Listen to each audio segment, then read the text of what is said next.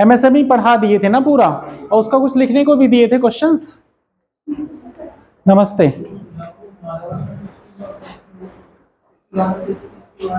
अच्छा, जितने क्वेश्चन हमने लिखने को आप लोगों को देते हैं वो एज ए नोट्स देते हैं, तो उसमें ऐड ऑन करेंगे। और आप लोगों ने GS3 का पेपर देखा, GS1 का भी पेपर देखा होगा। ये तो नहीं लगा पेपर लीक हो गया था लास्ट 15 दिनों में? सारे इकोनॉमी के लगभग लिखने को दिए हुए, और एससे भी एग्रीकल्चर वाला आ गया था।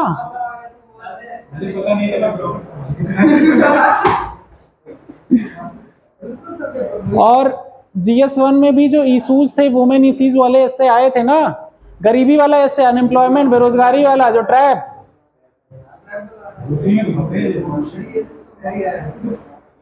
आया था है?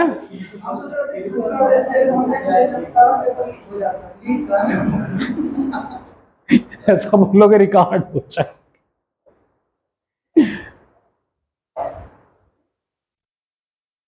एक्चुअली में जब आप सिलेबस कवर करते हो वास्ट लेवल पे, और जो क्वेश्चन हमने बताया क्या क्या कवर करना होता, व्हाट, हाउ, व्हाई, उसका एप्लीकेशन क्या है, प्रॉज कॉन्स, इसी के बेस पे सारे क्वेश्चन किसी भी सब्जेक्ट के आते हैं। ठीक है, बार बार मैंने एथिक्स में कारपोरेट गवर्नेंस की बात की थी, इमोशनल इंटेलिजेंस तुम लोगों को बार बार एक्सप्लेन करने की कोशिश की थी। एथिक्स में भी क्वेश्चन दिखे होंगे, एथिक्स वाले पेपर में। पेपर पता है कॉपी कैसी आती है? आ जाओ बेटा, ये ऐसे आती है कॉपी, दिख रही है? ये इतने इतने पेजेस रहते हैं। 12 नंबर वाले में लगभग 3-3.5 पेज रहता है, किसी किसी में 4 पेज रहता है, और 8 नंबर वाले में 2 पेज दिए रहते हैं। इस तरह से जो लाइन खींची है उसके इधर उधर नहीं लिखना होता, इसी लाइन के अंदर ही लिखना है, क्रॉस नहीं होना है। ठीक है, 8 नंबर वाले क्वेश्चन यूपीपीसीएस में 125 वर्ड कहा जाता है, बट ये 2 पेज आप फिलअप करने की कोशिश करिए 125 वर्ड में, लगभग फिगर वगैरह बना के। इसी तरह 200 वर्ड कहे जाते हैं 12 नंबर वाले क्वेश्चन, 10 क्वेश्चन 12 नंबर के रहते हैं, तो उसमें आप 200 वर्ड लिखना होता है, लगभग 3 पेज स्पेस दिया होता है, 3 पेज कभी 4 पेज, 3-3.5 पेज दिए होते हैं लगभग। ठीक है, उसे आपको फिलअप करना होता है। बाकी जो मैंने आपको लिखने की प्रैक्टिस कराई है जिस तरह से, आप उस पर थोड़ा अपने हाथ को ओपन करिए, और न्यूज पेपर, एनसीईआरटी जो बुक्स कही गई हैं वो पढ़ना है। उसका क्यों, रीजन क्या है इसके पीछे? आपको सेंटेंस फ्रेम करना नहीं आता, अभी आपको वाक्य बनाने नहीं आते हैं। जब मैं बोल देता हूं कुछ तो आप लोग कहते हैं सर वाक्य पूरा बोलिए। आपको वाक्य बनाने की आदत पड़नी चाहिए। जब आप पढ़ेंगे तब आपके वाक्य बनाने की हैबिट पड़ेगी, कैसे लिखा जाता है। जब आप किताबों से पढ़ेंगे पूरा तो आपको हैबिट पड़ी रहेगी। आपके पास वर्ड्स नहीं है डिक्शनरी में आपके कि कौन से वर्ड्स कहाँ पे यूटिलाइज करने हैं, तो ये वर्ड्स आएंगे कहाँ से? जब आप किताबें और न्यूज़पेपर पढ़ेंगे। इसीलिए पढ़ने को कहा जा रहा है। शॉर्टकट मेथड अभी नहीं अपनाना होता, शॉर्ट मेथड नोट्स बनाने होते हैं रिवीजन के लिए, लेकिन पहले उसके पहले आपको बार बार पढ़ना होता है। अब आपको नोट्स बनाना, सेंटेंस फ्रेम करना नहीं आता, पता चल रहा सेंटेंस फ्रेम कर रहे हैं 10 सेंटेंस, एक सेंटेंस में जो बात लिखी जानी चाहिए वो 10 सेंटेंस में लिख रहे हैं। ये प्रॉब्लम करेगा ना। तो वो कैसे सीखोगे? जब आप पढ़ोगे, किताबों पढ़ोगे, लिखोगे, और आपके पास क्या नए नए शब्द आएंगे ना पढ़ने पे, तभी तो आएंगे। तो उन चीजों को क्या करना पड़ेगा? अप्लाई आपकी राइटिंग प्रैक्टिस पे। और ये सब एक्सपीरियंस से आता है, ये सब कोई बताता नहीं। कोई कोचिंग वाला जनरली इस तरह से रिलेट करके कहीं भी देख लेना, कोई नहीं बताएगा क्यों चीज कहां से आएगी कैसे। तो अब इतना कॉन्फिडेंस सबको, जैसे लास्ट टाइम के बच्चों को प्रीलिम्स देके काफी कॉन्फिडेंस आ गया था कि चीजें जो कराई जा रही हैं वो लगभग आ रही हैं और उसी हिसाब से हमें चलना है। हमने जो टाइम वेस्ट किया था वो बेकार वेस्ट किया था पिछले साल, बहुत कंफ्यूजन में रहे थे बच्चे। एंड में आके लास्ट 2-3 महीने में जब मैंने करंट अफेयर्स की क्लास ली थी तब मैंने बहुत डांट डांट के एक चीज़ें रटाई थी, क्योंकि बाकी टीचर बंद हो गए थे, फिर हम ही आ रहे थे, हम ही से इंटरेक्शन पड़ रहा था। लेकिन रटे थे बच्चे, फिर मेहनत किया था इन लोगों ने सारे सब्जेक्ट की लगभग। और ये हाल आपको मेंस के लिए भी करना पड़ेगा। अभी प्रीलिम्स के लिए आप लोग पहले तैयार हो जाइए, फिर मेंस के लिए। और यूपीएससी में एक्चुअली में एक ऑप्शनल पेपर भी है, तो एक ऑप्शनल पेपर लगभग तैयार करने में 7-8 महीने का टाइम चाहिए, उसके लेवल का 8-9 महीने 10 महीने चाहिए, क्योंकि उसमें रटना भी है, राइटिंग प्रैक्टिस भी करनी है और डेप्थ अंडरस्टैंडिंग क्रिएट करनी है, नंबर फेच करने हैं। तो जिस पे भी फोकस करना चाहें, यूपीपीसीएस, यूपीएससी, आरओ का एग्जाम आ रहा है, और मैंने आपको बताया था इलाहाबाद हाई कोर्ट आरओ का भी एग्जाम आने वाला है, उस पर भी आपको फोकस करना है। और एपीएस का एग्जाम आया है, जिसका एक्चुअली में स्टेनो की प्रैक्टिस हो वो भर दें। असिस्टेंट प्राइवेट सेक्रेटरी का 4800 ग्रेड पे की जॉब है। 150 क्वेश्चन आएंगे, 50 हिंदी के, 50 कंप्यूटर के, 50 जीएस के। उसके बाद आपका 80 वर्ड पर मिनट शॉर्ट हैंड हिंदी की टेस्ट होगा, 25 वर्ड पर मिनट टाइपिंग हिंदी की टेस्ट होगी। ये चीजें आपकी टेस्ट होंगी, तो आपको ये चीजें करना ही करना है।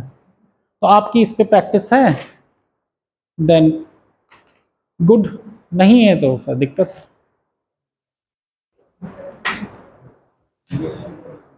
है। जिसकी भी हो, मैंने पहले भी बोला था, वो आई हुई है और 300-350 वैकेंसी लगभग 10 साल बाद आई है। इस पे वर्क करना है आपको। आज हम लोग आगे एमएसएमई सेक्टर पढ़ लिए थे, अब आगे आज चलेंगे किस पे? इंफ्रास्ट्रक्चर पे। इंफ्रास्ट्रक्चर पे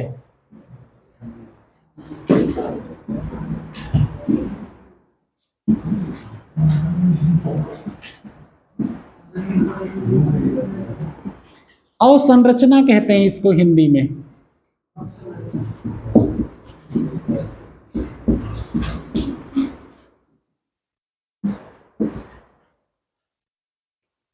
ठीक है। इंफ्रास्ट्रक्चर एक्चुअली में बेसिक होता क्या है? अवसंरचना।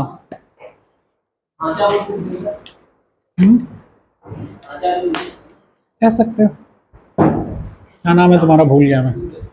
सूरज ना, बीच बीच में गायब भी रहते हो ना। हैं? अच्छा, टाइफाइड हो गया।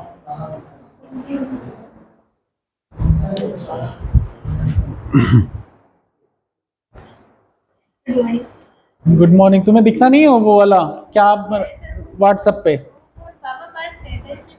तो तू कहीं नहीं अपना नंबर उस पर डाली हो। ये लो, इस पे प्रैक्टिस किया करो, इस तरह की चीजें दिखा देना टेस्ट का ना।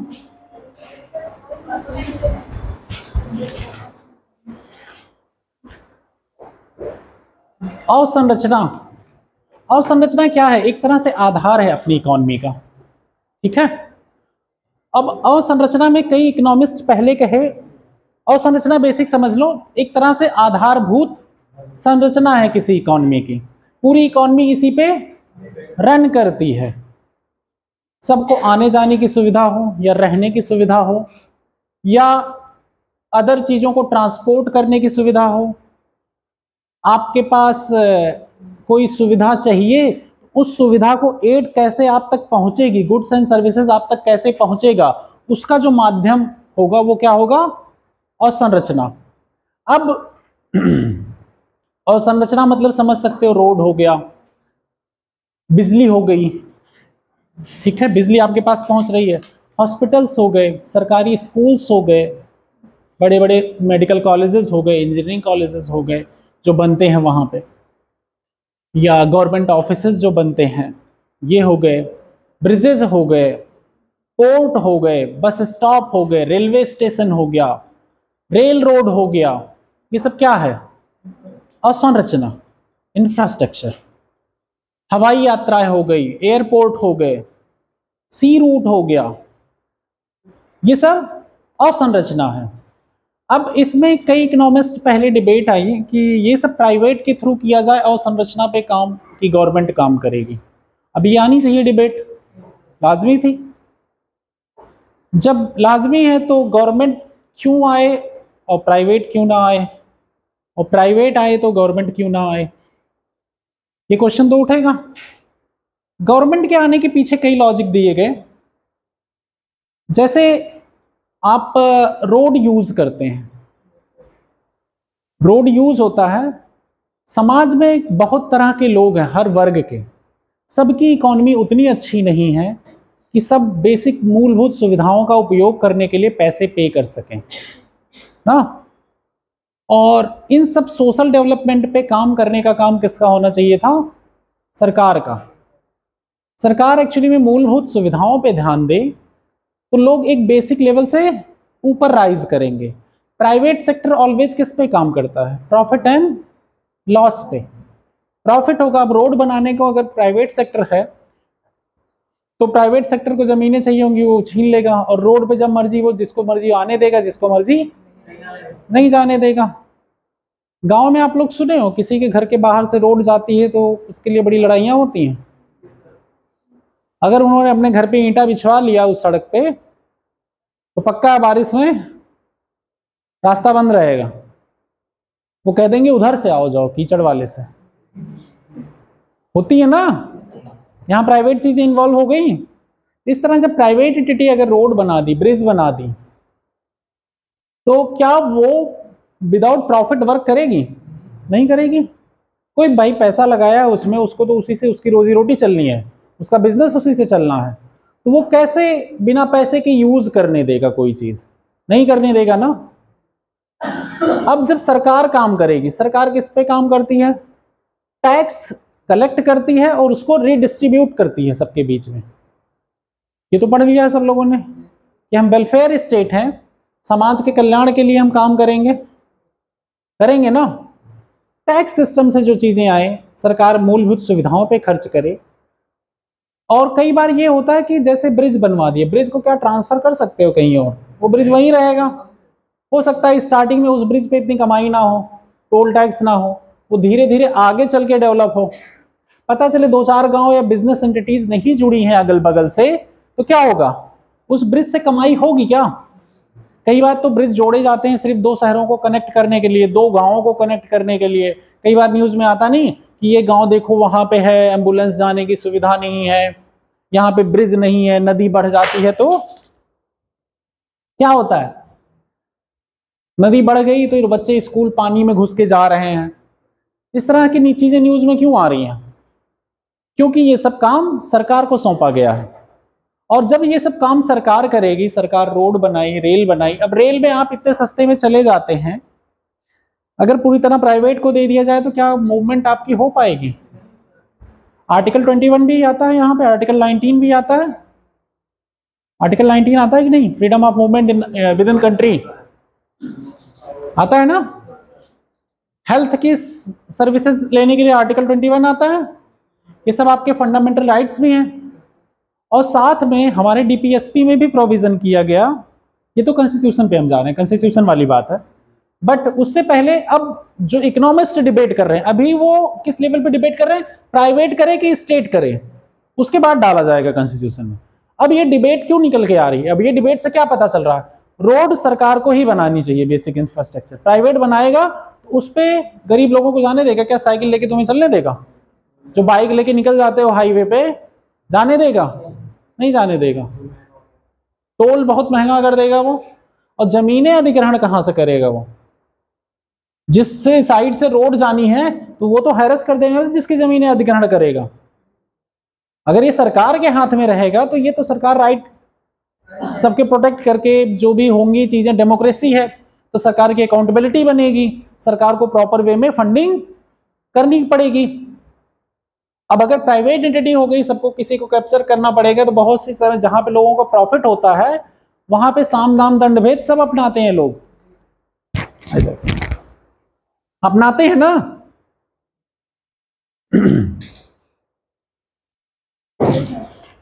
तो इसलिए ये सब बेसिक इंफ्रास्ट्रक्चर को किसके फेवर में रखा गया? सरकार के पास। ठीक है, अब इसीलिए जब हमारा संविधान बना, हमारा संविधान में क्या है कि हम एक कल्याणकारी राज्य हैं, वेलफेयर स्टेट है। वेलफेयर स्टेट में डीपीएसपी प्रिंसिपल इसी फिलॉसफी पे है, सोशियो एंड इकोनॉमिक फिलॉसफी, सामाजिक और आर्थिक न्याय पे। बट उसे जो है जस्टिसिएबल नहीं बनाया गया कि आप उस पर क्लेम नहीं कर सकते। बट ये विम्स एंड क्या यस उसको बनाया इसलिए गया है कि पॉलिटिकल पार्टियां उसके प्रोविजंस को, उनकी मजबूरी है, उनको ऐसा बांध दिया गया है। अगर वो लुभावनी स्कीमें जो आती हैं वो कहां से आती हैं? डीपीएसपी से। उसको कनेक्ट किससे किया गया? डीपीएसपी से, आपके सोशल और इकोनॉमिक एम्पावरमेंट के लिए। और पॉलिटिकल फिलॉसफी क्या है? आपकी फंडामेंटल राइट्स। पॉलिटिकल फिलॉसफी आपकी ये है कि आप राइट्स क्लेम कर सकते हैं, आपका राइट वायलेट हो रहा है तो आप स्टेट के अगेंस्ट जा सकते हैं। निगेटिव राइट्स होते हैं एक्चुअली में फंडामेंटल राइट्स, निगेटिव राइट्स कहे जाते हैं। ठीक है, नकारात्मक अधिकार।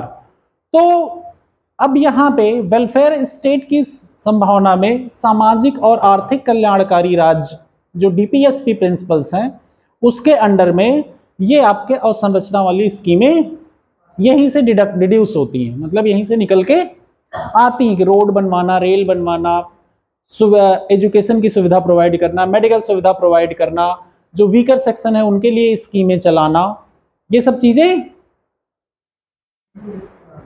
फिजिबल होती हैं। समझ में आया? अब इंफ्रास्ट्रक्चर, तो इंफ्रास्ट्रक्चर की इसलिए ये बेसिक एक कहानी हुई।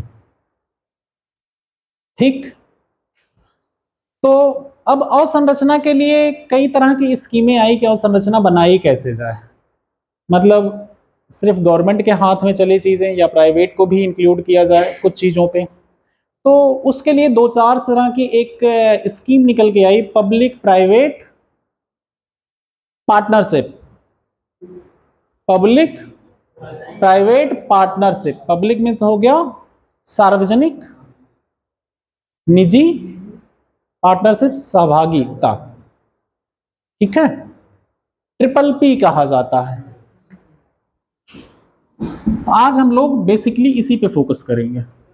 ठीक है, इस मॉडल पे अभी आज के टॉपिक में। फिर उसके बाद एक एक करके rail, road, water, power, energy, इन सब पे एक एक टॉपिक करके कवर करेंगे। और अभी यूपी की इकॉनमी पे भी कुछ नजरें डालनी होंगी हम लोगों को, यूपी स्पेशल इकॉनमी में। अब देखते हैं कितना टाइम बचता है तो उसके हिसाब से कवर कराएंगे। ठीक है, अब ट्रिपल पी मॉडल क्यों आ रहा है?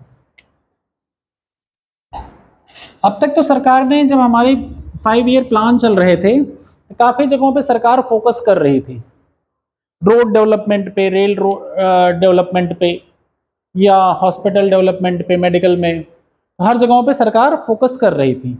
बट सरकार का रेवेन्यू भी एक क्या है, लिमिटेड सोर्स है, और इंफ्रास्ट्रक्चर बहुत ज़्यादा बनाना है। रोड नहीं बनेगा तो हम मेक इन इंडिया स्कीम जो चला रहे हैं वो सक्सेस होगी क्या? अब मेक इन इंडिया स्कीम मान लिया, सक्सेस होने के लिए क्या क्या चाहिए इंफ्रास्ट्रक्चर के पर्पज से? बताओ, सोचो जरा। मेक इन इंडिया स्कीम सबको पता है, मैंने डिस्कस कर चुके हैं। अब इंफ्रास्ट्रक्चर के पर्पज से बताओ क्या क्या इंफ्रा जरूरी होगा कि मेक इन इंडिया स्कीम हमारी सक्सेस हो? रोड चाहिए,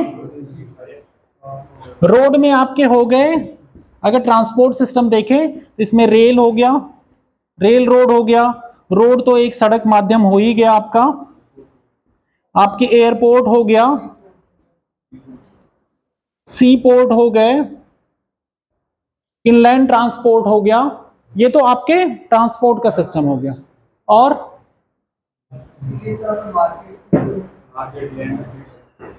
हाँ, मार्केट तो बनाना पड़ेगा, ठीक है। इंफ्रास्ट्रक्चर बताओ हमें, तो और क्या पढ़ा रहे हैं? इंफ्रास्ट्रक्चर पढ़ा रहे हैं ना।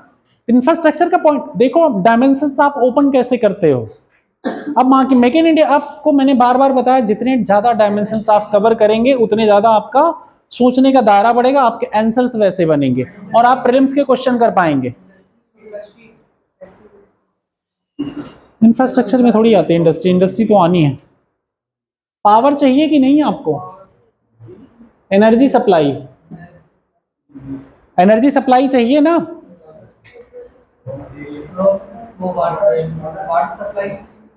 हाँ, वाटर सप्लाई भी चाहिए, इलेक्ट्रिसिटी पावर में हो गई ना बेटा। अब जैसे SEZ बनाते हो या NIMZ बनाते हो, उसके लिए जमीन और वो पूरा कंपाउंड सुरक्षित, वो भी तो एक इंफ्रास्ट्रक्चर है हमारा।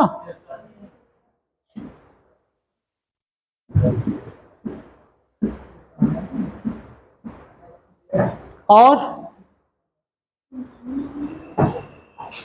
सोचो फटाफट, नियम इंफ्रास्ट्रक्चर थोड़ी गलत है।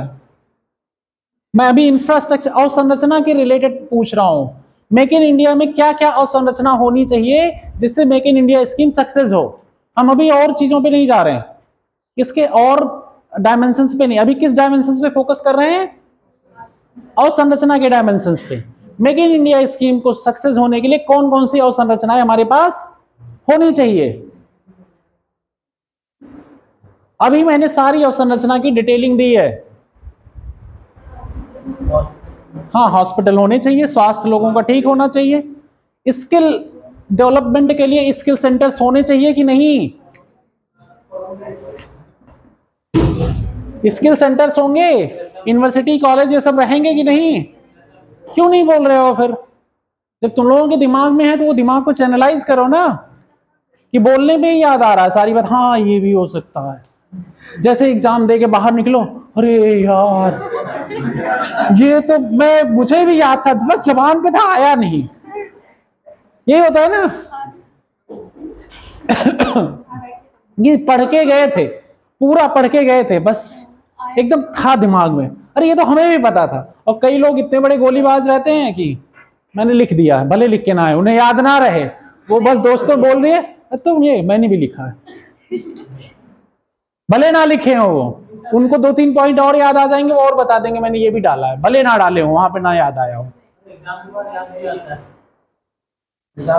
इसीलिए तो टेस्ट कहा जाता है प्रैक्टिस के लिए, आपकी एक्शन और आपका दिमाग सिंक अप हो सके, इसीलिए बार बार टेस्ट लिखने को कहा जाता है। प्रैक्टिस, इसीलिए प्रैक्टिस मेक्स मैन परफेक्ट, इसीलिए आपसे प्रैक्टिस कराई जाती है।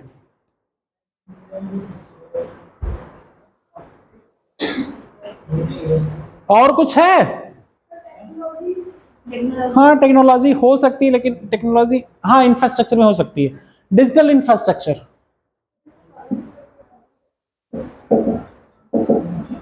डिजिटल इंफ्रास्ट्रक्चर, ब्रॉडबैंड सुविधाएं तो प्रोवाइड करानी पड़ेंगी ना। बैंक भी आएगी, बैंक इंफ्रास्ट्रक्चर हो सकती है। फाइनेंशियल इंफ्रास्ट्रक्चर, वित्तीय अवसंरचना,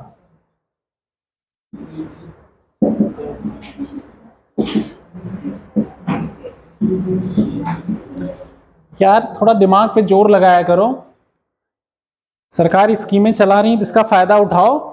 और इतना तो किसी कोचिंग में भी नहीं इंटरेक्ट कराया जाएगा, वो पढ़ा के चले जाएंगे तुम लोगों को लाइन टू लाइन, उन्हें कोई मतलब नहीं होगा। सिर्फ कहीं भी किसी भी कोचिंग में जाके कर लो कोचिंग, बड़ी से बड़ी में, कोई नहीं पूछने आ रहा है पढ़े किए नोट बनाए कि नहीं, वो पीपीटी से एक एक लाइन पढ़ाते हुए चले जाते हैं, इतना कोई इंटरेक्ट नहीं कराता है। और ना तुमसे पूछेगा तुमने पढ़ा या नहीं पढ़ा, पढ़ा है तो बढ़िया, वरना अगले साल फिर एडमिशन ले लेना, हमें फायदा है यार। प्राइवेट कोचिंगों में उन्हें भी पता, 2-4 बच्चे जो पढ़ने वाले हैं उनको पता रहता है, क्लास में सबको पता चल जाता है ना जो पढ़ते हैं।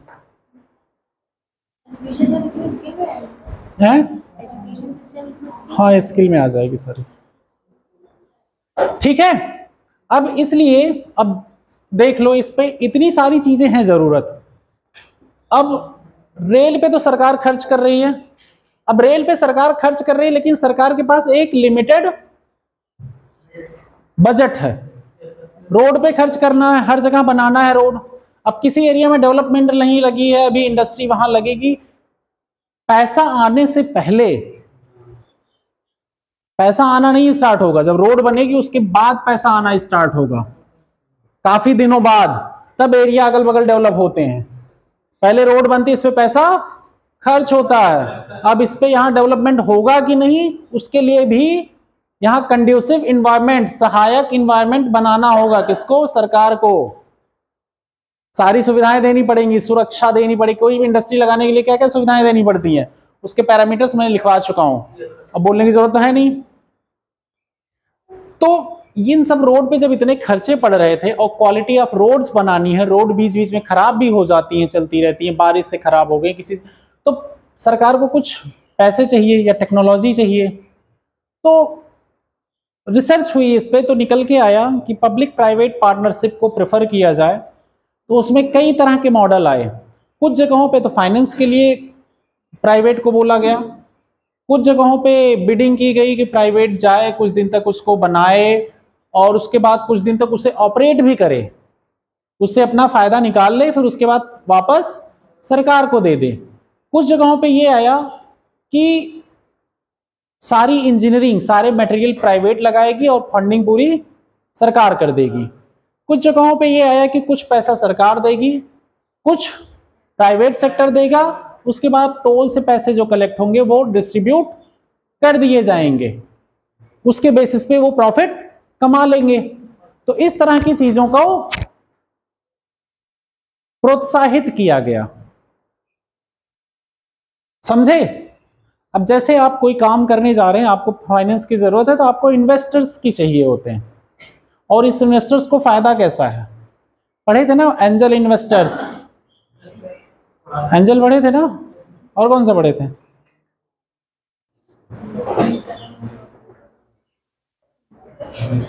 ये एग्जांपल दे रहा हूं, एक इन्वेस्टर्स कैसे होते हैं। जैसे आपको क्या करें, सहायता कर दें, ठीक है। वैसे जब पब्लिक प्राइवेट बड़ी बड़ी कंपनियां जो हैं, अब उनको अगर ये दिखेगा ये इंडस्ट्री एरिया में यहाँ पे पैसे इन्वेस्ट करने पे यहाँ आगे चल के रोड डेवलप होगा, ट्रांसपोर्ट डेवलप होगा, तो इनका टोल कलेक्शन बढ़ेगा। जब टोल कलेक्शन बढ़ेगा तो इनका तभी फायदा होगा। अब यहाँ इंडस्ट्री डेवलप नहीं हुई, ठीक है। मान लिया पीलीभीत से बरेली तक का रोड बनना था, कितना किलोमीटर? 60 किलोमीटर, 55-60। मान लिया दादरी तक जानी है रोड, ठीक है। दादरी तक नहीं जानते तुम लोग? दादरी, दादरी नाम सुना है किसी ने?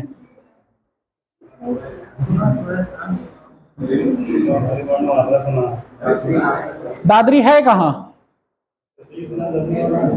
कहाँ है दादरी? कौन से स्टेट में? कौन बताएगा? हैं? खड़े हो जाइए। दादरी कहाँ? दीपमाला, दादरी। सर चर्च मत करो, हैं? खड़े हो जाओ, खड़े हो जाओ। क्या कर रहे हो? देख रहा था कहाँ है। कंफर्म क्यों कर रहे हो?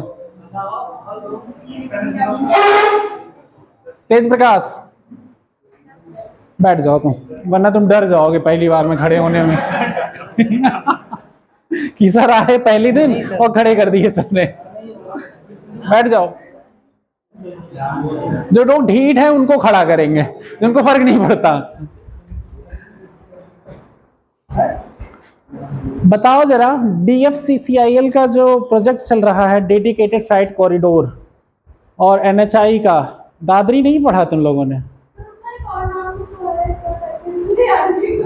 यूपी में ही है दादरी।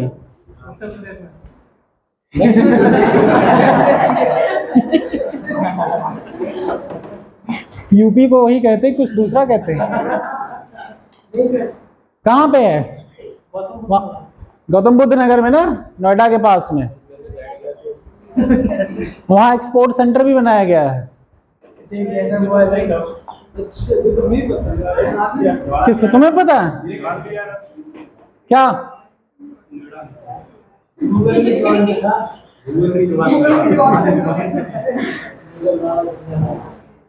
वहाँ एक्चुअली में एक एक्सपोर्ट सेंटर टाइप का डेवलप किया जा रहा था। फ्राइट कॉरिडोर जो रेलवे वाला है वहां पे आके एंड हो रहा है, मुंबई वाला। वो देखो वहां है, लिखा है कि नहीं? बताओ जरा, यूपी में रह के यूपी के प्लेसेस का नाम नहीं पता, इतना बड़ा इंडस्ट्रियल रीजन है वो। अंबुजा सीमेंट है, एनटीपीसी है वहां पे, एनटीपीसी दादरी सर्च करो भी आ जाएगा। अरे तब पूछ रहे थे ना, किसने कहा? न्यूज में तो हमेशा आता रहता है कुछ न कुछ।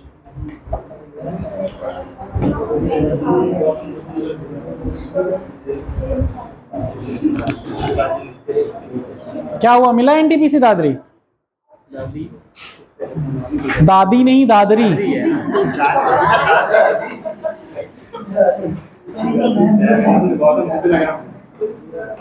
है ना गौतम बुद्ध नगर में? ठीक है। अब यहां से वहां तक रोड बनानी है अगर, तो अगर ये रोड सिर्फ बरेली तक हो जाती, वहां तक नहीं जाती, तो यहाँ पे कई मैन्युफैक्चरिंग इंडस्ट्री लगेंगी भी कि नहीं, क्योंकि कनेक्टिविटी उतनी अच्छी नहीं है।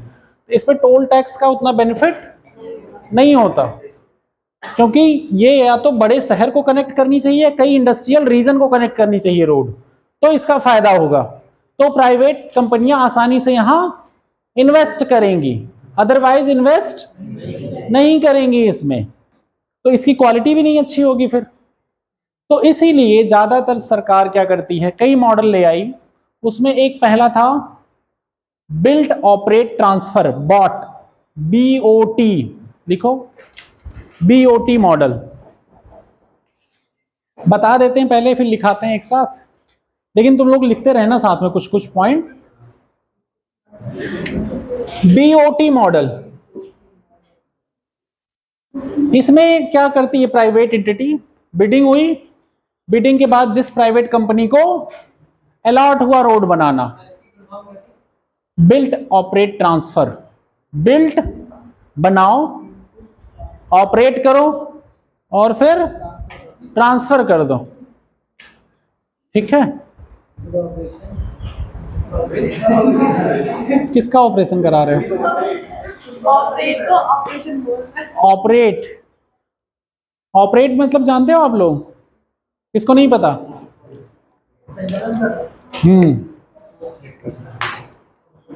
Very good. Built operate transfer, इस पे क्या करेगी प्राइवेट एंटिटी को बिडिंग हुई, उनको रोड बनाने को दिया गया, वो रोड बनाएंगे, अपनी इंजीनियरिंग जो भी करना होगा करेंगे, मटेरियल लगाएंगे, अपना पैसा लगाएंगे, रोड बनाएंगे, उसके बाद उसे तब तक ऑपरेट करेंगे जब तक उनका कॉन्ट्रैक्ट होगा। जब उनको प्रॉफिट वापस हो जाएगा तो वो रोड किसको ट्रांसफर कर देंगे? सरकार को। यहाँ पे लैंड एक्विजिशन का काम कौन करेगा? सरकार करेगी। एनवायरमेंट क्लियरेंस का काम कौन करेगा? सरकार करेगी। अब यहाँ समस्याएं क्या जनरेट होंगी? फाइनेंस, आप प्राइवेट एंटिटी आए, कई बार क्या होता है प्रोजेक्ट लटक जाता है, प्रोजेक्ट क्या होता है होल्ड हो जाता है। अंग्रेजी वाले वर्ड थोड़ा सही रहते हैं ना, समझ में ज़्यादा अच्छे आते हैं। होल्ड हो जाता है, अब ऐसे लगता है रुक जाता है या लटक जाता है प्रोजेक्ट। कई बार ये दैनिक जागरण वाले या वो वाले लिखते नहीं है, मतलब हिंदी न्यूज़पेपर जितने आते हैं वो ऐसे ऐसे वर्ड लिखते हैं, पता चलता है कि अच्छा आइडिया की हिंदी क्या होती है? प्रत्यय भी कहते हैं। आइडिया मतलब नहीं, गूगल करना अब तुम इसके आगे।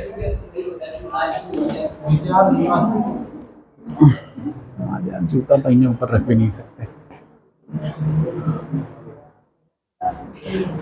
तो क्या होता है प्रोजेक्ट में, जैसे लैंड एक्विजिशन हुआ, वहां कुछ हंगामा हो गया पॉलिटिकल, तो प्रोजेक्ट क्या हो गया?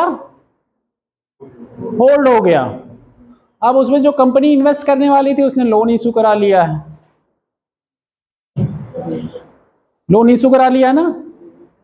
अब लोन उसका, उस पर इंटरेस्ट रेट बढ़ता जा रहा है। उसकी कंपनी में जो एम्प्लॉय हायर किए थे कॉन्ट्रैक्टर, उनकी सैलरी भी पे करनी है, उसको सैलरी पे किए जा रहा है, ना पे करे तो कानून का डंडा चले उस पे, और वो लोन डिफॉल्ट होने लगेगा। जब लोन डिफॉल्ट होने लगेगा तो बैंक की भी समस्या खड़ी हो जाएगी। कंपनी तो जा रही है, साथ में बैंक भी जा रहा है, फिर बैंक को समस्या हो रही तो आगे क्या हो रहा है, ओवरऑल इकोनॉमी जा रही है। ऐसे कई जगह अगर इस तरह की चीजें होल्ड हो जाएं साथ में, और कहीं खूब लंबी प्रोजेक्ट हो, वहां कई हजार करोड़ का लोन हो, इन्वेस्ट होने वाला हो, तो क्या कंडीशन हो जाएगी पॉलिटिकल हर्डल से। अब समझ में आया किसको किसको समझ में आया ये चीज मैं क्या बोलना चाह रहा हूं, कि ये जो रोड लैंड एक्विजिशन या इसमें जब हंगामे खड़ा होता है इसका कितना बड़ा रिपरकशन है, मतलब कितना बड़ा प्रभाव है?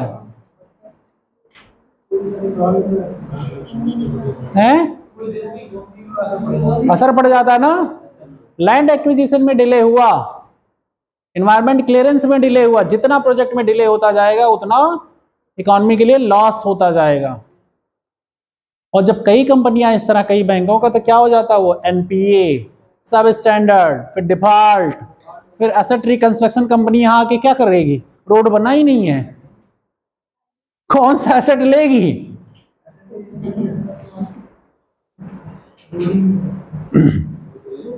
तो यहां सब कई इश्यूज होते हैं, जैसे पॉलिटिकल हर्डल कई बार होते हैं, कई बार होता है ब्यूरोक्रेटिक रेड टेपिज्म, पता चल रहा फाइल यहां से इस ऑफिस से गई उस ऑफिस, पता नहीं, उसके बाद फिर उस ऑफिस से उस किसी तरह निकली, फिर अगले ऑफिस में अटकी पड़ी है।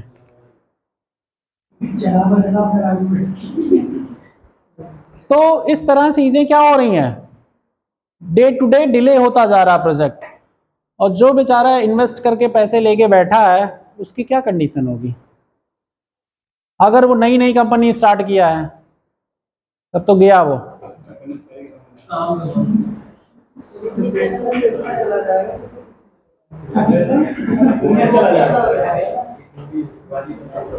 समझ आया? तो ये समस्याएं अगर आती हैं बीओटी में, बिल्ट ऑपरेट ट्रांसफर में, तो यहाँ के गवर्नमेंट को काफी एक्टिव रोल अदा करना पड़ेगा ना। तो ऐसी समस्याओं की वजह से दूसरे मॉडल्स आए, ईपीसी मॉडल आया, engineering, procure and construct. Government क्या की, ऐसे बिडिंग किया कि आप इंजीनियरिंग दो, आइटम प्रोक्योर करो और उसको कंस्ट्रक्ट करो, रोड, ईपीसी मॉडल। लेकिन उसमें भी ये समस्याएं आएंगी, रोड की ईपीसी,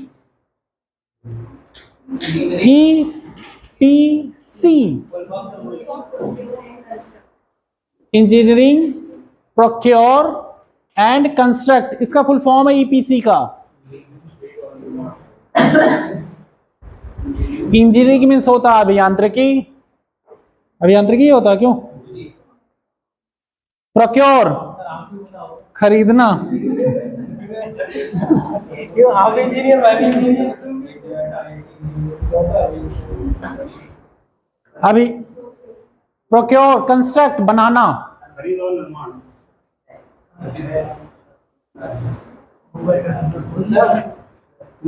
जी। पहले वो दिखाना था इंजीनियर का, वो होता है, अभियंता दिखाना था, तो पहले समझता था अभियंता क्या होता है, जब मैंने डिप्लोमा कर लिया तो मुझे पता चला इंजीनियर बनाता। तो यहाँ पे भी चलिए इंजीनियरिंग, इंजीनियरिंग क्या होती है, वहाँ के टेक्निकल इनपुट, रोड बनाने के जो टेक्निकल इनपुट है, तो जो मतलब सिविल इंजीनियरिंग जो होते हैं उनको वो कॉलेज में ब्रांचेस वाइज सबके नाम अलग अलग रखे होते हैं। ये देखो सिविल ची आ रहा है, मतलब सिविल वाले को मैकेनिकल,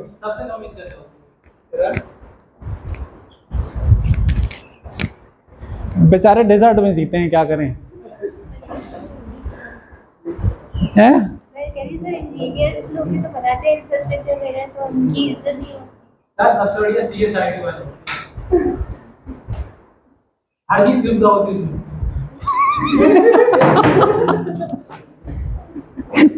बता भी दो किस किस कंटेक्स्ट में तुम बोल रहे हो।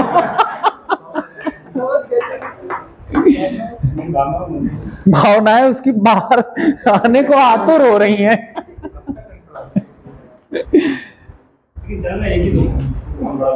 हैं? सबका नहीं चल गया था, अचानक से तो गुस्सा चला गया, आएगा अब थोड़ा आराम लगा। तो इसमें ईपीसी में क्या मॉडल होगा? इंजीनियरिंग प्रोवाइड करेगी कौन? प्राइवेट। और प्रोक्योर सामान जो उसमें लगेंगे रॉ मटेरियल वो भी कौन करेगा? प्राइवेट। उसके बाद कंस्ट्रक्ट कौन करेगा? प्राइवेट। फिर उसके बाद सरकार ले लेगी, अपना ऑपरेट करेगी और उसके पैसे पे करेगी धीरे धीरे। अब फिर एक्चुअली में इनमें भी वही सब समस्याएं आई, क्योंकि पैसे पहले लग रहे हैं, जिसके जो भी कॉन्ट्रैक्टर आ रहा है उसके पहले पैसे लग रहे हैं ऑपरेट करने में। कुछ पैसे वो सोचा कि एक साथ इतने पैसे, कुछ पैसे सरकार को भी लगाने चाहिए। फिर कुछ कमेटियां बनी, उनका सुधार हुआ, कुछ रिकमेंडेड आया, तो आया हाइब्रिड एन्युटी मॉडल, HAM।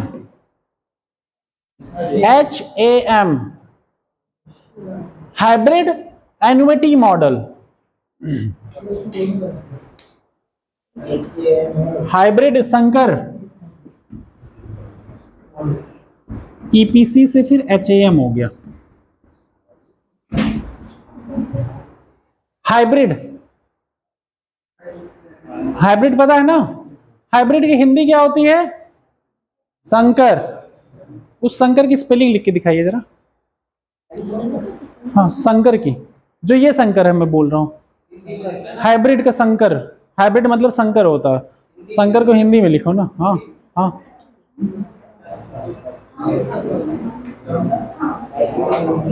नकल मारो, नकल मारो।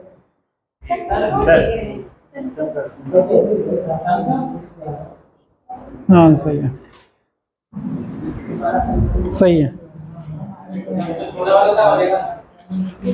हाँ हाँ, छोटा वाला सा रहता ना,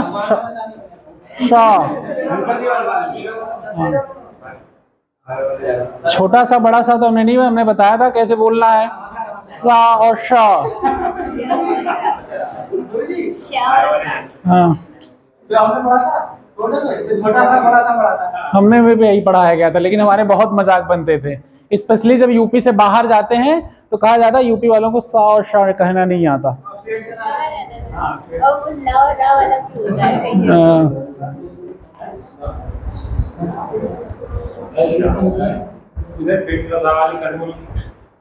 ये हमें नहीं पता, पूछ लो किसी से। यार हिंदी वाले तुम लोग हो, तुम लोग बताओगे हमें,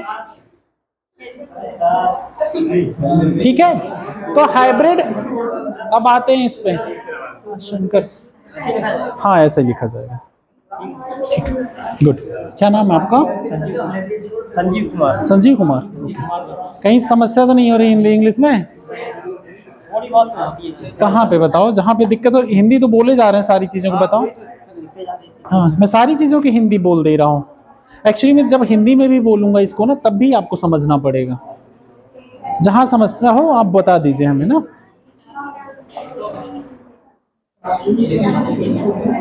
हिंदी टफ है ज़्यादा ना?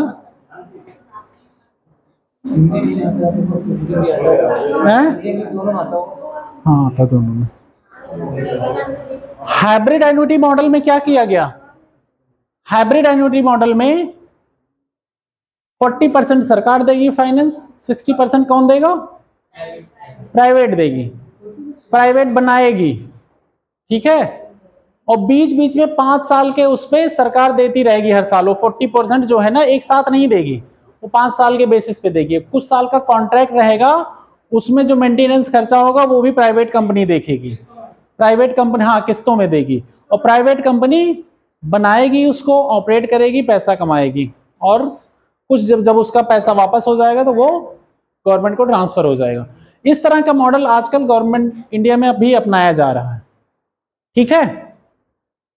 तो अब चलो लिखना चालू करते हैं। तो डिक्टेट करा देते हैं, तुम लोगों को समझ में तो आ ही गया ट्रिपल पी मॉडल क्या है, ट्रिपल पी मॉडल की जरूरत क्यों है। अब ये सब चीजें एक एक चीजें पॉइंट वाइज लिख लेते हैं।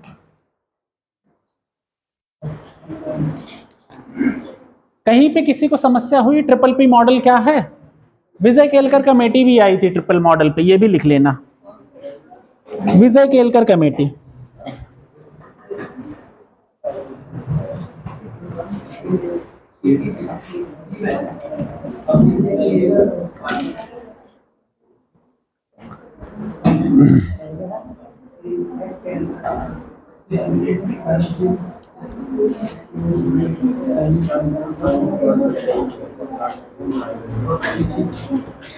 पहले हम लोग लिखते हैं क्या है ट्रिपल पी, फिर क्या लिखते हैं कौन कौन से उसके प्रकार हैं, क्या क्या उपयोग है उसका, फिर उसके बाद चैलेंजेस लिखते हैं ना, ऐसे ही तो लिखते हैं। समझा तो दिया ही आप लोगों को, आप लोगों को समझ में भी आ गया। सेंटेंस फॉर्मेशन कर ही लेते हैं आप लोग, बचपन से सिखाया गया स्कूल से। सेंटेंस फॉर्मेशन किसको किसको सिखाया गया बचपन में? वाक्य बनाना सबको आता है ना? तब लिखो यार, बीओटी क्या होता है समझ में तो आ गया ना, तो लिखाएं क्यों? लिख लिया?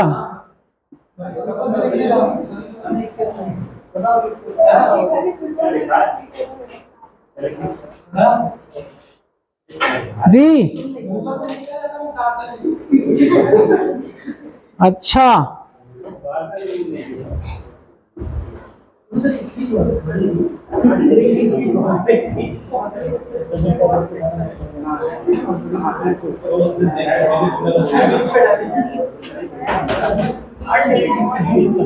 लिखो पहले इंफ्रास्ट्रक्चर के बारे में। अवसंरचना, हमारे देश में अवसंरचना की क्यों जरूरत है? अवसंरचना में बूस्ट की क्यों जरूरत है? अभी सबसे ज्यादा इकोनॉमी में हर्डल क्या माना जाता है? अवसंरचना को, इंफ्रास्ट्रक्चर को सबसे बड़ा हर्डल माना जा रहा है ना। हमारे यहाँ इंफ्रास्ट्रक्चर नहीं है, इंफ्रास्ट्रक्चर नहीं है क्या इंफ्रास्ट्रक्चर अपने यहाँ? अच्छा नहीं है ना? बताओ कौन कौन से फील्ड में नहीं है? कह तो दिया नहीं है, तो पता होना चाहिए क्या नहीं है।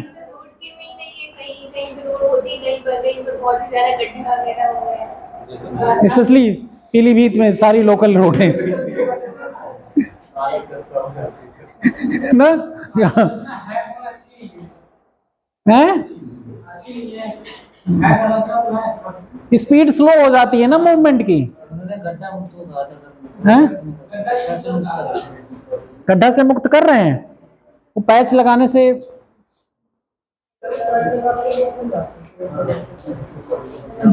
पहला लिखो, हम क्यों जरूरत है। पहला, 5 ट्रिलियन इकोनॉमी बनने की तरफ हम अग्रसर हो रहे हैं, इसलिए रोड को इंफ्रास्ट्रक्चर मजबूत करना जरूरी है। 5 ट्रिलियन इकोनॉमी की तरफ, 5 ट्रिलियन इकोनॉमी, हिंदी में भी वही कहते हैं ट्रिलियन ही। 5 ट्रिलियन इकोनॉमी अगर हम बनाना चाहते हैं तो हमें इंफ्रास्ट्रक्चर पे इन्वेस्ट बढ़ाना पड़ेगा, इन्वेस्टमेंट।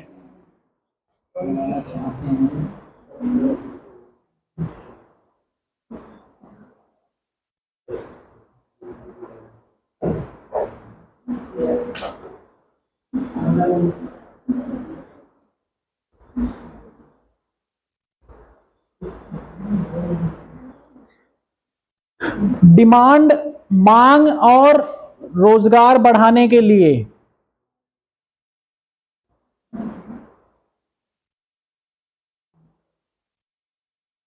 इंफ्रास्ट्रक्चर को बूस्ट करने की क्यों जरूरत है? एक ऑप्शन ये भी है, मांग और, अब इसको बताना पड़ेगा कैसे रोजगार बढ़ेगा, कैसे मांग बढ़ेगी। डिमांड और सप्लाई के ऊपर ही सारी चीज चलती है। ट्रांसपोर्टेशन आसान हो जाएगी, मांग अपने आप बढ़ जाएगी।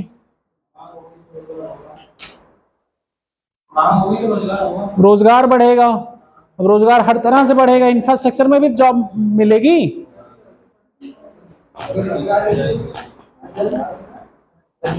किसको समझ में नहीं आया मांग और रोजगार कैसे बढ़ेगा? किसको समझ में नहीं आया? डिमांड और एम्प्लॉयमेंट कैसे बढ़ेगा? आ गया सबको? Very good. अर्बनाइजेशन, शहरीकरण बढ़ेगा, शहरीकरण को बढ़ावा मिलेगा। शहरीकरण हमारे यहाँ बढ़ रहा तेजी से ना, इसलिए इंफ्रास्ट्रक्चर बढ़ाना बहुत जरूरी है।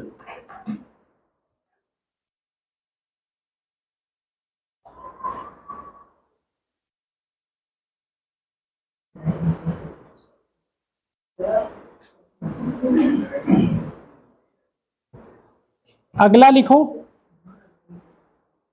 पॉपुलेशन भी तो बढ़ रही है, इसलिए भी इंफ्रास्ट्रक्चर पे बूस्ट करना जरूरी है। जनसंख्या वृद्धि,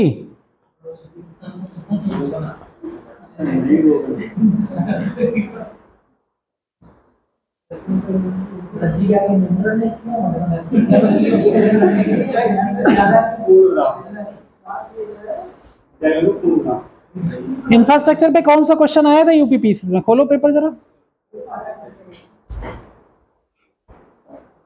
पेपर खोलो, पढ़ा है पीडीएफ, ओपन कर दिया, देखो कौन सा इंफ्रास्ट्रक्चर पे क्वेश्चन है। हाँ, जीएस 3 में ही रहेगा। अच्छा, कौन कौन से लड़के अब जान गए हैं महिलाओं के बारे में? महिलाओं के बारे में बहुत क्वेश्चन आता है। इतना नहीं जानते थे? बताओ जरा।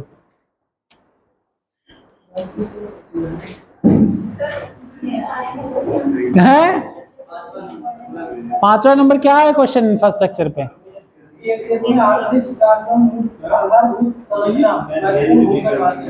तो अभी क्या लिखवा रहे हैं? यही तो लिखवा रहे हैं। अभी क्या डिस्कस कर रहे हैं? क्या है लाइन? लाइन पढ़ो पूरी तेजी से।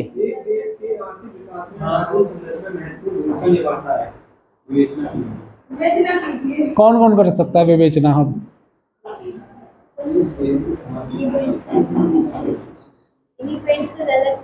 यस, एक्सपेंड कर देना है सारे पॉइंट।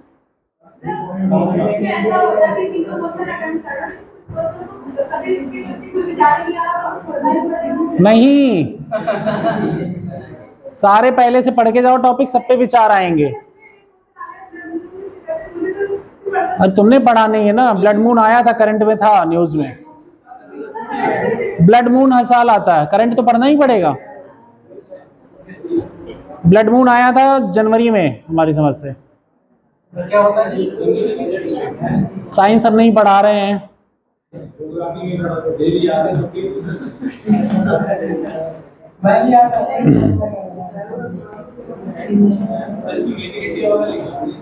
हैं? क्यों नहीं लिख सकते? लिख सकते हो इंफ्रास्ट्रक्चर के। उसके इंफ्रास्ट्रक्चर की जितनी स्कीमें चलाई जा रही हैं सब लिखो ना। एनआईपी है, गतिशक्ति स्कीम है, ये सब। अब आसान लग रहा होगा ना क्वेश्चन? कौन कौन एक्सपेंड कर रहा है? लिख के लाना है ना? अब लिख लो तुम, ये क्वेश्चन कल लिख के लाना है।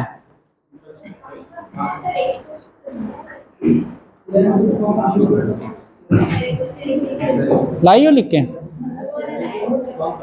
वुमेन वाला तुम्हारा देखेंगे बाद में।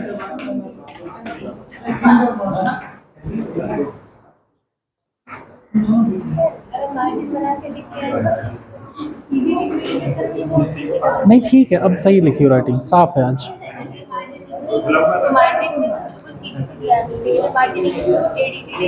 हैबिट, जब लिखने की हैबिट सही करो ना, सुधर जाएगी।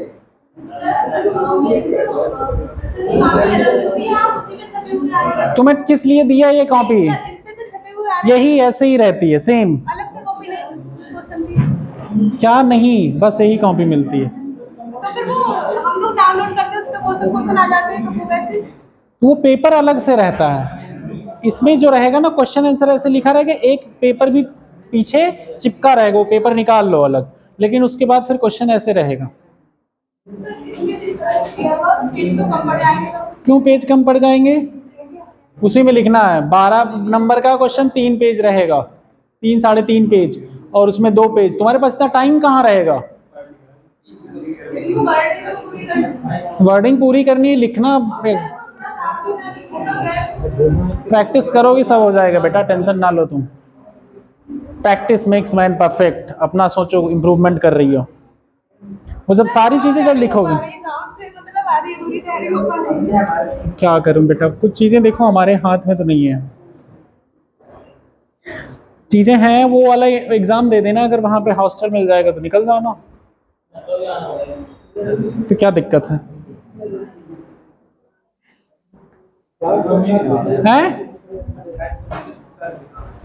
ठीक है। तो बताइए क्वेश्चन पढ़ के कौन कौन पढ़ा, समझ गए, मतलब कौन कौन नहीं समझा है? क्वेश्चन नहीं देखा बेटा आपने?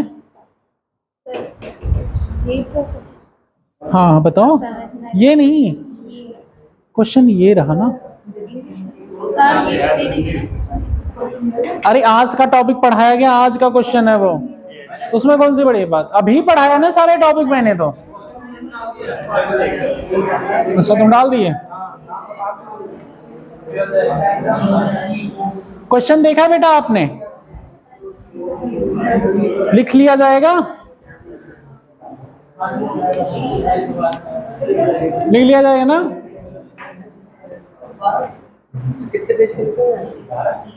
कितने नंबर का क्वेश्चन है? 8 नंबर, 2 पेज, 125 वर्ड में, और अच्छे से लिखना है। इंट्रोडक्शन भी लिखना है। इंट्रोडक्शन कितना लिखना है? 20 से 25 वर्ड। उसके बाद बॉडी, फिर कंक्लूजन। 125 वर्ड, 150 वर्ड, मतलब 2 पेज लगभग लिख देना आपको, फिगर उगर बना के, और maximum point, maximum dimensions cover होने चाहिए। समझे? नकल कर सकते हो, गूगल करना या अपने इकोनॉमी की कॉपी से देख लेना।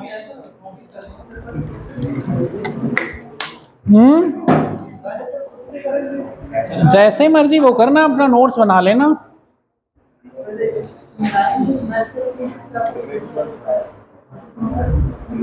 लिखो क्या क्या प्रॉब्लम्स हैं।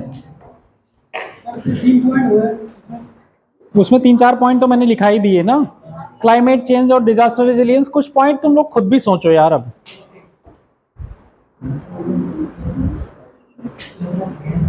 इंफ्रास्ट्रक्चर में एक्चुअली में देखो, ट्रांसपोर्ट नेटवर्क प्लान्ड वे में नहीं है। ट्रांसपोर्ट नेटवर्क जो बनाया गया अपनी कंट्री में, वो बहुत प्लान्ड वे में नहीं है। मतलब प्लान्ड वे होता है कि कहीं से भी रोड निकलती जा रही है। अब योजनाबद्ध तरीके से अगर बैठाया जाए यहाँ पे सबको, तो अलग बैठोगे, एक सिस्टमेटिक ढंग दिखेगा।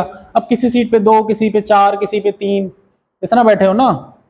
अगर योजनाबद्ध तरीके से बैठा जाएगा, 2-2, एक सीट पे 2-2 लोग ही बैठोगे, या 3 ही बैठोगे, 3 ही बैठोगे, इस तरह होता है ना। तो वो योजनाबद्ध तरीके से हो गई। और अदरवाइज इधर से भी रोड निकल रही है, अच्छा यहाँ जरूरत पड़ी, उस गली से भी आ गई रोड। हाईवे जा रहा है, 4 गांव आगे जुड़ जा रहे हैं ऊपर ही। हाँ घुमा दिए ना। तो एक प्लान्ड वे का स्ट्रक्चर क्या होता है?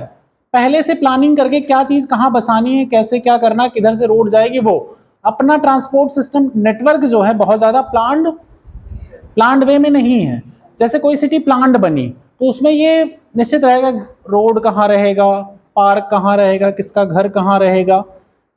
अब जब सिटी प्लान नहीं है तो पता चला नाला ही चौक लिया पड़ा है, बारिश हो रही, सबके घर में पानी जा रहा है। होता है ना, आने जाने का रास्ता किसी के घर के सामने से जा रहा, उनके घर में लड़ाई हो गई, हमारे घर के सामने से नहीं जाओगे, रास्ता बंद। ऐसे होता है ना। अगर प्लान्ड वे में रहेगा तो सबके लिए रोड ऑलवेज ओपन रहेगी, तो कोई किसी को रोक नहीं सकता। लिख लोगी ना क्वेश्चन? लिखना है।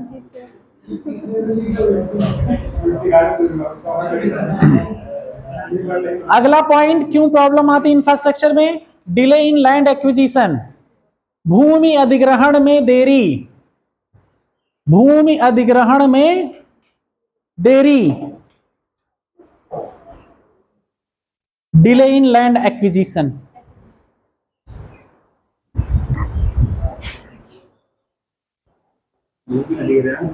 देरी,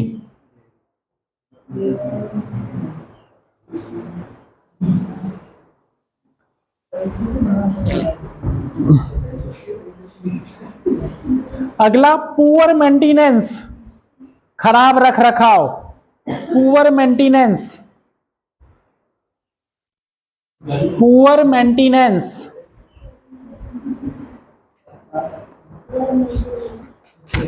खराब रख रखाव, पुअर मेंटेनेंस को कहते हैं। अगला पुअर ट्रांसपोर्ट सेफ्टी, खराब सुरक्षा, खराब रोड सुरक्षा। एक्सीडेंट होते हैं ना बहुत ज्यादा।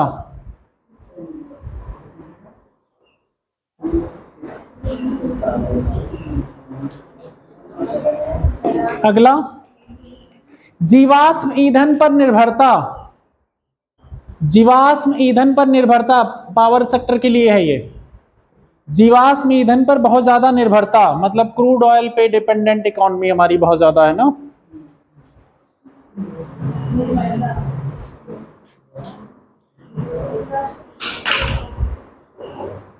Higher dependence on fossil fuels, higher dependence on fossil fuels. जीवाश्म, हाँ वही, तुम लोग मत लिखो, अंग्रेजी वाले लिखेंगे। Higher dependence on fossil fuels, fossil को जीवाश्म ईंधन कहते हैं।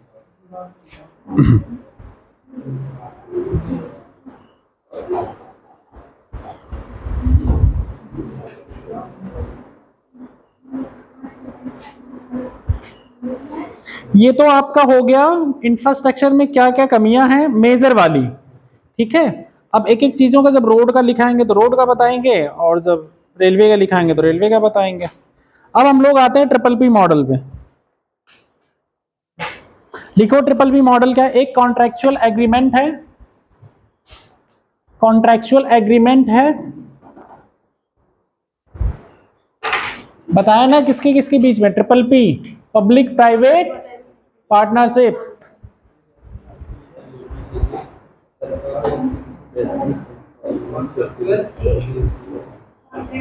Public private partnership.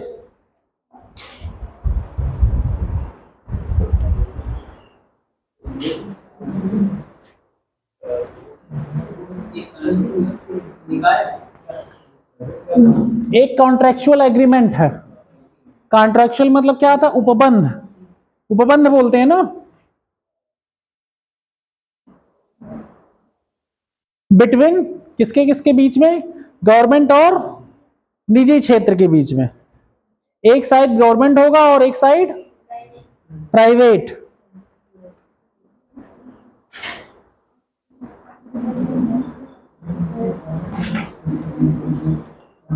अब लिखो ट्रिपल पी की जरूरत क्यों है इंडिया में। ट्रिपल पी सेक्टर की जरूरत क्यों है इंडिया में। एक तो 5 ट्रिलियन इकोनॉमी हो ही गई, वो पहला जो इंफ्रास्ट्रक्चर की जरूरत है वो जॉब और ये सब क्रिएट करना, एम्प्लॉयमेंट और डिमांड बढ़ाने के लिए, ये दोनों चीजें तो हो ही गई। तीसरा equitable distribution of resources, resources का समान रूप से वितरण, संसाधनों का समान वितरण, और इसमें रिस्क को कम करना। ट्रिपल पी में एक्चुअली ना गवर्नमेंट पे पूरा रिस्क आएगा ना प्राइवेट पे।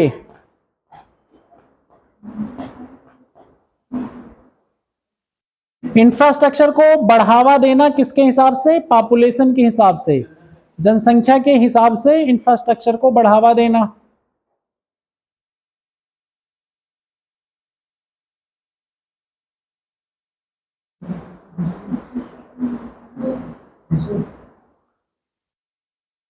और तीसरा अगला पॉइंट ये होगा, पब्लिक जो पब्लिक सेक्टर होता है वो क्या होता है, पब्लिक गुड प्रोड्यूस करता है ज्यादातर, और प्राइवेट सेक्टर प्रॉफिट गुड, जिसपे प्रॉफिट हो।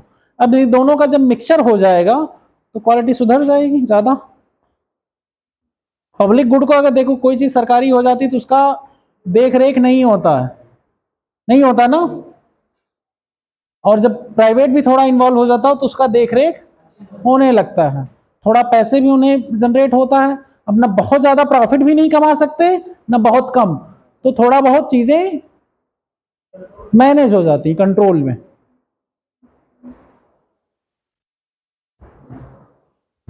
जैसे एग्जांपल में कोई भी स्कीम चलाई जाती है, जब बेनिफिशियरी ही एक्चुअली में उसका फायदा नहीं लेना चाहते, लेकिन अगर उनको कुछ चार्जेस अगर लगा दिए जाएंगे तो उसका वो लेने लगेंगे फिर। ये चीज समझ में नहीं आती। नहीं आती ना? Yes.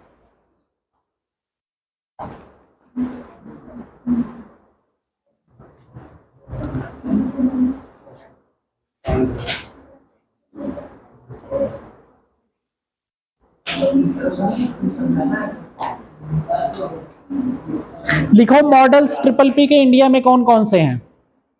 Triple P models in India, triple P models in India.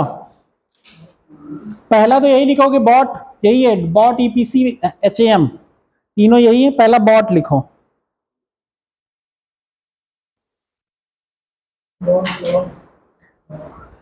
किस बेसिस पे इनका एलोकेट किया गया है? इनका एलोकेट इस बेसिस पे किया गया है रिस्क का कैसे डिस्ट्रीब्यूशन सरकार और प्राइवेट के बीच में किया जाए।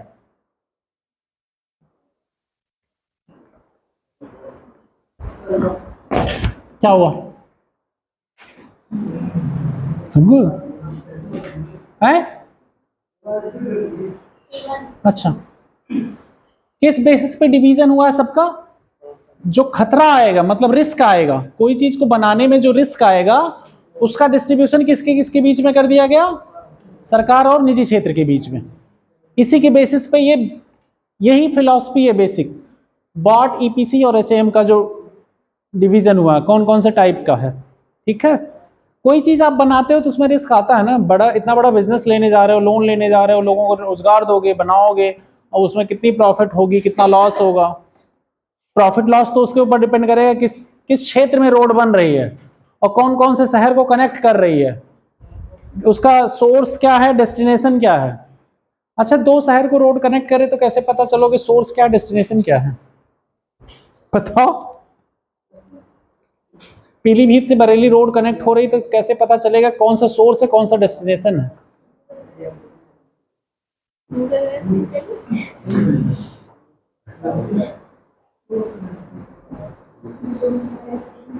सोर्स डेस्टिनेशन की हिंदी पता है ना? डेस्टिनेशन की गंतव्य। यस। कैसे डिसाइड करोगे? बताओ जरा, इतना रीजनेबल रीजनिंग नहीं है तुम लोगों की।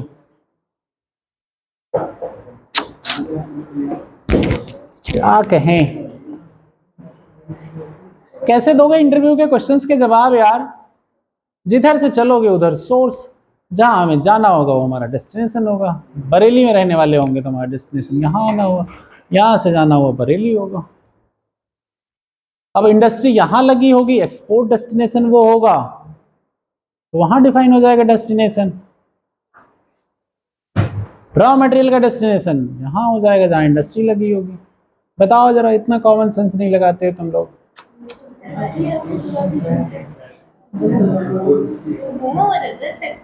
क्या सवाल क्या घूमा? तो मैंने ही तो पूछा, यही तो पूछा, सोर्स और डेस्टिनेशन कैसे डिफाइन करोगे? यहाँ से बरेली पीलीभीत कनेक्टेड है तो सिंपल सा क्वेश्चन है यार, वो तो काम के अनुसार डिफाइन होगा ना। अगर इंडस्ट्री पीलीभीत में लगी है तो रॉ मटेरियल के लिए ये डेस्टिनेशन हो जाएगा, और एक्सपोर्ट सेंटर बरेली में है तो फिनिश्ड गुड के लिए बरेली डेस्टिनेशन हो जाएगा। और आप अगर अपने ट्रांसपोर्ट के लिए कह रहे हैं, आपको जाना कहाँ है? जहां से निकलेंगे वो सोर्स होगा, जहां जाएंगे वो। बताओ जरा।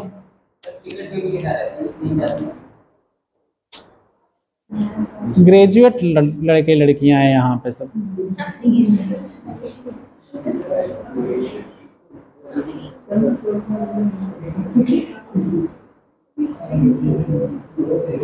इंजीनियर साहब,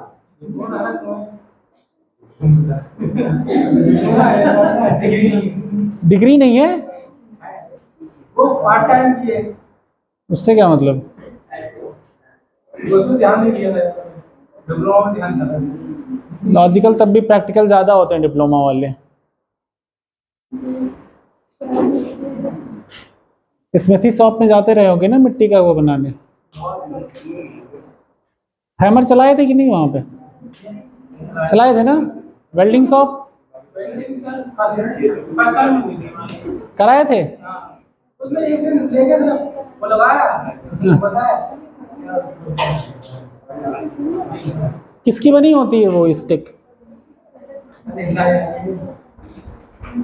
केमिस्ट्री में है, साइंस में आता है, यूपी पीसीएस का क्वेश्चन है ये। कौन सा मेटल यूज होता है वेल्डिंग करने में? हाँ, अच्छा,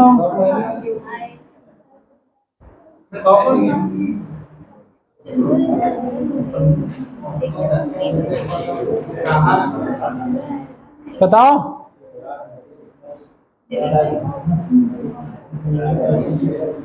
सिलिकॉन कहाँ होती है? वहां पे सेमीकंडक्टर होता है सिलिकॉन। 12th पढ़ चुकी, 12th क्या फिजिक्स पढ़ी हो ना 12th तक? क्या केमिस्ट्री बोले थे ना पढ़ने को? सर पढ़ा नहीं है अभी। घटना चक्र कौन कौन पढ़ रहा है साइंस की? वहां दिया है ना ये क्वेश्चन। सर ऑप्शन होगा तभी हो पाएगा। निकिल और कुछ और साथ में ना, टिन साथ में क्या मिक्सर है? कोबाल्ट आएगा यहाँ पे, इतना महंगा? निकिल और टिन का है, 84%, टिन है शायद 16%। ऐसे कुछ करके। हाँ, सोल्डरिंग मटेरियल होता है वो।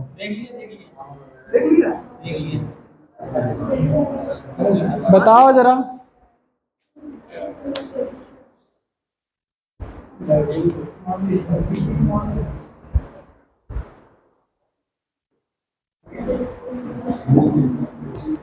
क्या होगा तुम लोगों का, बताओ। पूछे सोर्स डेस्टिनेशन तो नहीं बताते हो तुम लोग।